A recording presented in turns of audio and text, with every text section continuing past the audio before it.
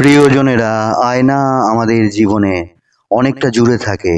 কারণ এই আয়না দিয়ে অনেক কিছু আমাদের ক্ষতি হতে পারে এবং উন্নতিও হতে পারে। তো আমি বলছি যে আজকের এই বিষয়টা আমি দীর্ঘ না করে একদম সংক্ষিপ্তভাবে কিছু ইনফরমেশন আপনাদের দেবো, যেগুলোতে আপনারা উপকৃত হবেন, সাবধান হয়ে যাবেন। আপনার বেডরুমে নিশ্চয়ই আয়না আছে। রাতে আয়না থেকে সাবধান। আপনারা বলবেন কেন সাবধান, কি জন্য সাবধান? আমি এই ভিডিওতে কয়েকটা মূল্যবান কথা এই জন্যই জানাতে চাই। আমরা যে বিছানায় ঘুমাই সেখান থেকে যেন আয়নায় নিজের চেহারা দেখা না যায়। এটা খুব ক্ষতিকারক হয়। উন্নতি তো হবে না, দেহের ব্যথা, কোমরে ব্যথা এসব হয়, পরিবারে বিবাদ লেগে থাকে। মাঝরাতে আমরা যখন উঠি আমরা যেন আমাদের নিজের মুখ না দেখার চেষ্টা করি আয়নায়। এতে কি বিপদ হতে পারে সেটা জানাবো। মাঝরাতে উঠলে আমাদের ঘুম পুরোপুরি ভাঙে না, তাই খানিক সচেতন আর খানিক অসচেতন অবস্থায় আমাদের মস্তিষ্ক থাকে। প্রাচীন আমলে একটা কথা বলা হতো, ঘুমের ঘোরে কি দেখতে কি দেখেছে, রাতে বাইরে বেরিয়ে যাস না, হাওয়া লাগে, কুশক্তি বাতাস লাগে ইত্যাদি। এই কথাগুলো শুনলে আমাদের হাসি পায়, হয়তো ব্যঙ্গ করি, কিন্তু এই কথাটা সায়েন্স মানছেন না তা নয়। নেগেটিভ ওয়েভ, কুশক্তি, after death personality never dies, এটা কিন্তু গোটা পৃথিবীর যে সমস্ত পাস্ট লাইফ রিগ্রেশন থেরাপিস্টরা আছেন এবং এই আফটার ডেথ নিয়ে গবেষণা করছেন বা বহু দিন থেকে করে আসছেন, তারা কিন্তু এই একটা কথাই বলেছেন, personality never dies after death of human body. রাতে শোয়ার পরে আমাদের কি হয়? নাম্বার ওয়ান, আমরা জাগা অবস্থা থেকে ঘুমের অবস্থায় যাই। মন দিয়ে অনুধাবন করুন। এটা হালকা ঘুম, এটাকে বলছি আমি হালকা ঘুম।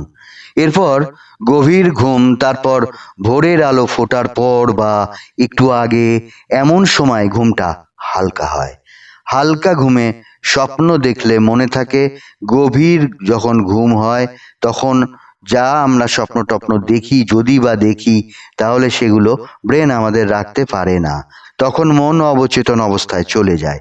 সে সময় ঘুমের বর্ণনা করার মতো স্মৃতি মস্তিষ্কে ছাপ রাখলেও সজাগ অবস্থায় আমরা কিছুই মনে করতে পারি না। মাঝ রাতের বিপদ, সাবধান। মাঝরাতে আমরা উঠি প্রায় বেশিরভাগ মানুষই। এই সময়ের জন্য আমি আপনাদেরকে ভীষণভাবে সাবধান করব। ঘুমানোর জন্য আমাদের মস্তিষ্কে রক্তচাপ ওই সময় অনেকটাই কমে যায়, তাই ঘুমের ঘোরে আমাদের মাথা টলে, স্বাভাবিকভাবে চলতে পারি না, একটু এলোমেলো পা পড়ে বা দেওয়াল সাপোর্ট নিয়ে চলি। প্রথমত, এই সময় ঘুম থেকে উঠেই হাঁটতে যাবেন না। মাঝরাতে অনেক মানুষেরই, মধ্যবয়স্ক তারপরে বয়স্ক মানুষ, যে মাঝরাতে পড়ে গিয়ে অ্যাক্সিডেন্ট হয়, একটা সেরিব্রাল হয়ে গেল, কি হার্ট অ্যাটাক করে গেল, এরকম হয়। তো এই ব্যাপারটা আমি হাইলাইট করছি।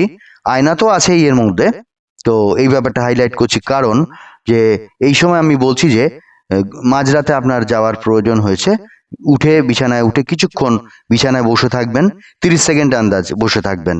ততক্ষণে মস্তিষ্কে, আমরা ঘুমোলে বা শুয়ে থাকলে মস্তিষ্কে ব্লাড সাপ্লাইটা যেটা কম হয়, যেই উঠে বসছি মস্তিষ্কে যে রক্তটা কম থাকে, কিছুক্ষণ বসার পরে ওটা মস্তিষ্কে একটা নর্মাল রক্ত সাপ্লাই আসে। ততক্ষণে মস্তিষ্কে কমে যাওয়া রক্তচাপ সাধারণ অবস্থায় হবে। তাই তখন আপনি হাঁটতে গিয়ে পড়ে গিয়ে বিপদ হবে না বা টালমাটালও খুব একটা হবে না।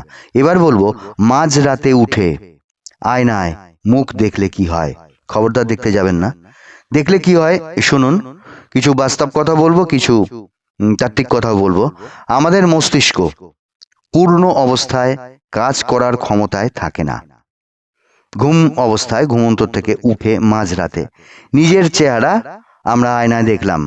পূর্ণ সজাগ অবস্থায় আমরা দিনের বেলা সচল অবস্থায় যেমন দেখি নিজেকে, সেটা কিন্তু বিকৃত দেখতে পাওয়ার সম্ভাবনা থাকবে। আপনি নিজেকেই বিকৃত দেখবেন, আপনি সঠিক রূপ দেখতে পাবেন না। তার থেকেও ভয়াবহ একটা যে জিনিস অপেক্ষা করে থাকে, আবার অনেক সময় নিজের চেহারার পাশে সত্যি সত্যি কোনো অশুভ মৃতদের চেহারা আমরা দেখে ফেলতে পারি।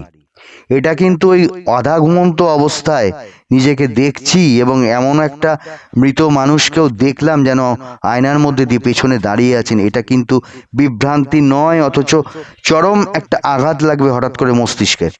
এটার থেকে আমাদের বিপদ হয়ে যেতে পারে। অশুভ শক্তি ছায়া দেহ কখন কোথায় থাকে আমাদের অজানা। দেহের মৃত্যুর পরে যে সব শেষ নয়, এটা এখন আমরা বুঝতে পারি। স্বয়ং কৃষ্ণ থেকে বিবেকানন্দ, রামকৃষ্ণ, অনেক অনেক উচ্চকোটির সাধক এটার পক্ষে সহমত পোষণ করে গেছেন। বাবা লোকনাথ বিপদে সন্তানদের বাঁচাতে দেহ ছেড়ে সূক্ষ্মদেহী হয়ে কাজ করে এসে আবার নিজের দেহে প্রবেশ করতেন। এটা সর্বজন বিদিত, এটা ম্যাজিকও নয়, এটা কিছুই নয়। দেহ এবং দেহের মধ্যে বাস করা সূক্ষ্ম দেহধারী আত্মা, এই দুটো ভিন্ন। তাই সূক্ষ্ম দেহ যে আছে সেটা আপনারা মানছেন, মেনে নিতেই হবে, মানতেই হবে।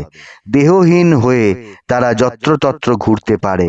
এই জন্যই যারা দেহত্যাগী হয় অর্থাৎ মারা যায়, তারপরে সকলেই যে অবচেতনে আচ্ছন্ন হয়ে যায় তা কিন্তু নয়। অনেকেই সচেতন হয়ে আগের যে লাইফ লিড করতেন সেই মানব জন্মটাকে ফিরে সেই অ্যাক্টিভিটিটা ফিরে পেতে চান দেহহীন অবস্থায়।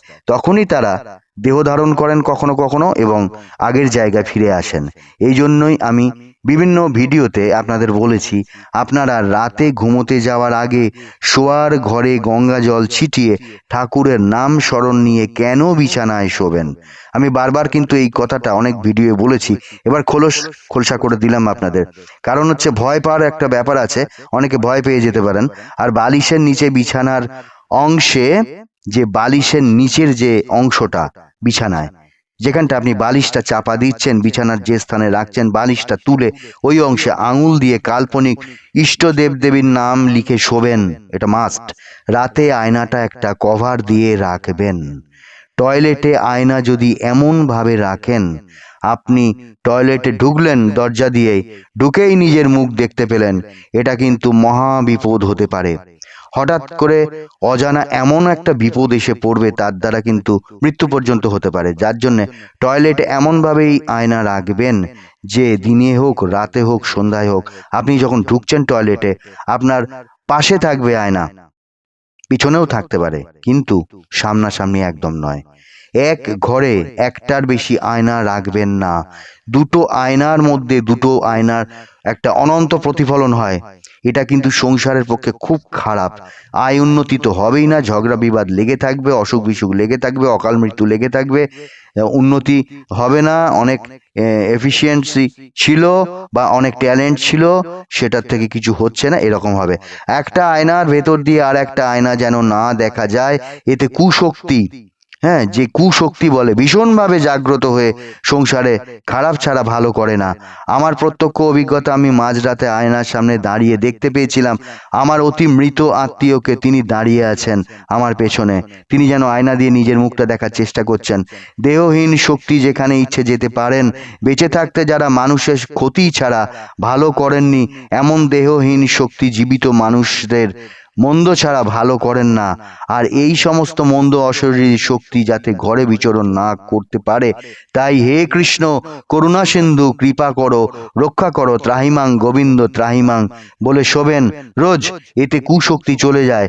যারা রামচন্দ্র, হনুমানজি বা অন্যান্য দেবদেবীর স্মরণে থাকেন, তারা অন্যান্য দেবদেবীর ভক্ত, তারা আপন আপন ইষ্টর নাম নিয়ে শোবেন। কোথাও বেড়াতে গেলে এই একই কাজ করবেন। ধন্যবাদ, নমস্কার।